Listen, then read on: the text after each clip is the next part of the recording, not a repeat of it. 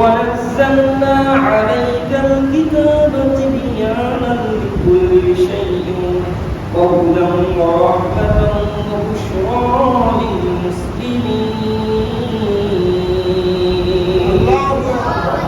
الله رب العالمين بارك تبيانا لكل شيء আমি আল্লাহ তাআলা এই কোরআনের মধ্যে যা যা প্রয়োজন সব কিছু সুন্দরভাবে সুবিন্যস্তভাবে সাজিয়ে দিয়েছি। সুবহানাল্লাহ। কেমন ভাবে সাজালেন জানা দরকার আছে না? একটু ভালোভাবে মনোযোগ দিবেন। আজকে আলোচনা খুব গুরুত্বপূর্ণ, খুব ভালোভাবে মনোযোগ দিয়ে শুনুন। কোন দোকান বাজারে থেকে আমরা যাই, বাজারে যাওয়ার পর কোন দোকানে কি পাওয়া যায় দেখবেন একটা সাইনবোর্ড দেওয়া থাকে, এই দোকানে এই মাল পাওয়া যায়।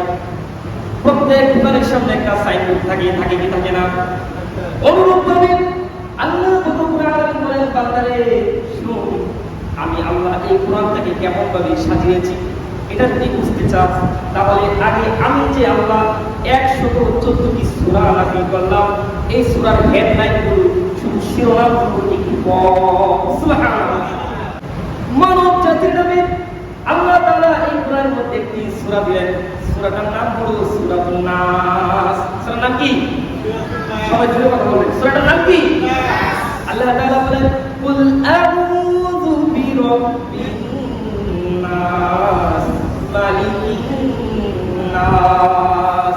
হে নবী আপনি বলুন আমি আশ্রয় চাই মানুষের রবের নিকট। সুবহানাল্লাহ। তাহলে আমরা আশ্রয় চাই কার কাছে? আল্লাহ তাআলার কাছে। শুধু তাই নয়, আল্লাহ তাআলা বলেন ও আমার বান্দারা শুনো, আমি আল্লাহ জিন জাতির নামে একটি সূরা অবতীর্ণ করেছি। কোন জাতি? জিন জাতির নামে একটি সূরা অবতীর্ণ করেছি। সেই সূরাটার নাম হলো সূরাতুল জিন। সূরার নাম কি? সূরাতুল জিন। আল্লাহ তাআলা বলেন কুল উহিয়া ইলাইয়া আন্নাহু ইসতামা'a নাফারুন মিনাল জিন্নি ফাকালু ইন্না সামি'না কুরআনান আজাবা।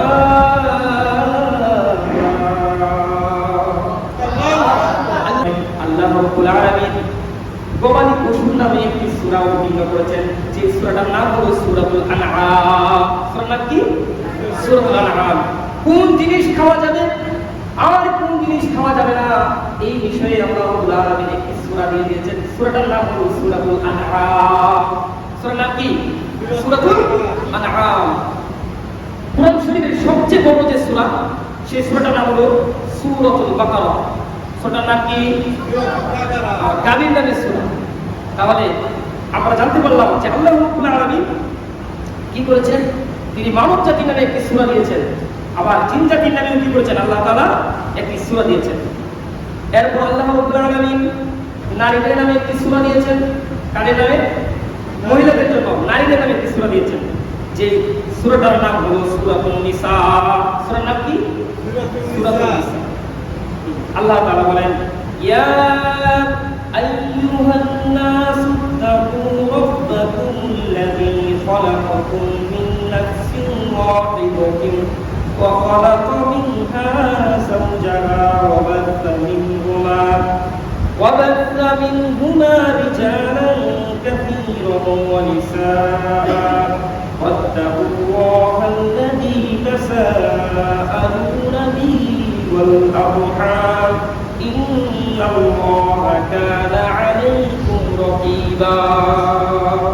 তাহলে দেখেন আল্লাহ তাআলা নারীদের নামে কি বলেন? কোরআন একটি সূরা দিলেন। আর আমাদের সমাজের অবস্থা হলো শাহবাগের কিছু নারী আছে যারা বলে আমার দেহ আমার পোশাক যা ইচ্ছা তাই করবো, এখানে কেউ নাক করতে পারবে না, কেউ কিছু বলতে পারবে না, অথচ আল্লাহ তাআলা নারীর অধিকার নিয়ে একটি সূরাই নাযিল করলেন। সুবহানাল্লাহ। তারা জানে না যে ইসলামে নারীদেরকে কি পরিমাণ মর্যাদা দেওয়া হয়েছে। এটা না জেনে তারা স্লোগান করতে লাগে। আল্লাহ তাআলা সূরাতুন নিসার মধ্যে বলেছেন যে পুরুষরা বিবাহ করবে তারা সর্বপ্রথম নারীর যে বহর সেটা কি করতে হবে? তাকে দিয়ে দিতে হবে।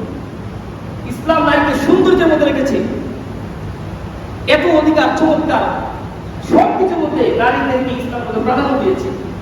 কিন্তু কিছু কিছু পশ্চিমা বিশ্বের অনুসরণকারী নারী, শাহবাগীরা, তারা কি করে? আমাদের মা বোনকে বিভ্রান্ত করে যে আমার ইচ্ছা, আমার পোশাক, আমি যেমন ইচ্ছা তেমন করব। এখানে আপনার কি বলা? এভাবে আপনার সন্তানদেরকে তাদের মনের মধ্যে একটা বিভ্রান্তির বীজ তারা বপন করে দেয়।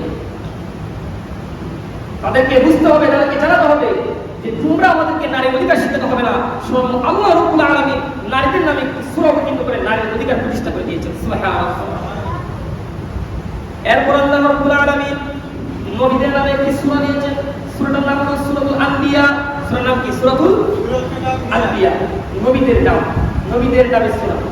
এরপর আল্লাহ রাব্বুল আলামিন পিপীলিকার নামে একটি সূরা দিলেন। সূরাটার নাম হলো সূরাতুন নামল। সূরার নাম কি? সূরাতুন নামল। সূরাতুন নামল। আল্লাহ তাআলা বলেন, হাত্তা ইযা আতাউ আলা ওয়াদিন নামল قالت نملة يا أيها النمل ادخلوا مساكنكم لا يحطمنكم سليمان وجنوده وهم لا يشعرون। আল্লাহ রাব্বুল আলামিন পিপীলিকার নামে একটি সূরা দিলেন। পিপীলিকার ঘটনাও তুলে দিলেন।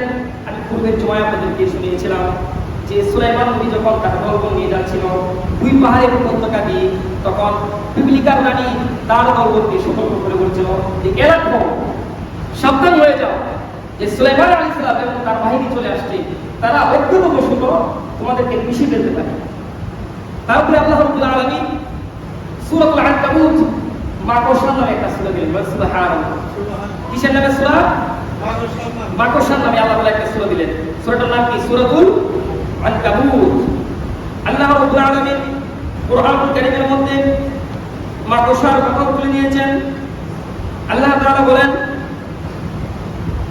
মাসালুল লাযীনা ইত্তাখাযু মিন দুনিল্লাহি আউলিয়া কামাসালিল আনকাবুত ইত্তাখাযাত বাইতা ওয়া ইন্না আওহানাল বুয়ুতি লাবাইতুল আনকাবুত লাউ কানু ইয়ালামুন। আল্লাহ তাআলা বলেন, যারা আল্লাহ ব্যতীত অন্যদেরকে অভিভাবক হিসেবে গ্রহণ করে তাদের দৃষ্টান্ত হলো মাকড়সার ন্যায়। মাকড়সাতে জাল তৈরি করে এটা শক্তিশালী না দুর্বল? দুর্বল। তা আল্লাহ বলছেন, যারা আল্লাহ ব্যতীত অন্য কাউকে নিজের অভিভাবক বানিয়েছে, গাইডলাইন বানিয়েছে, তাদেরও এরকম অভিভাবকটা হলো দুর্বল। তাহলে আমরা জানতে পারলাম যে আল্লাহ তাআলা এই কুরআনুল কারীমের মধ্যে অনেকগুলো সূরা দিয়েছেন। 114টি সূরা। কয়টি সূরা? 114টি সূরা। বাজারে গিয়ে যেভাবে পণ্য কেনার আগে দেখবেন প্রত্যেক দোকানের আগে সাইনবোর্ড লেখা থাকে, হ্যাঁ, এই দোকানে এই মালামাল পাওয়া যায়, ওই দোকানে এই মালামাল পাওয়া যায়, নাম সহ সবকিছু দেওয়া থাকে। অনুরূপভাবে আল্লাহ তাআলা তিবিয়ানান লিকুল্লি শাই, বান্দা আগে কোরআন পড়ো, কোরআন পড়ার আগে আমি যে আল্লাহ 114টি সূরা দিলাম, এই সূরার শুধু হেডলাইন শিরোনামগুলো পড়ো, তাহলে বুঝতে পারবে আমি আল্লাহ তোমার ব্যক্তি জীবন, সামাজিক, পারিবারিক, রাষ্ট্রীয় কোনো কিছু আমি আল্লাহ তাআলা বাদ রাখি নাই। সুবহানাল্লাহ।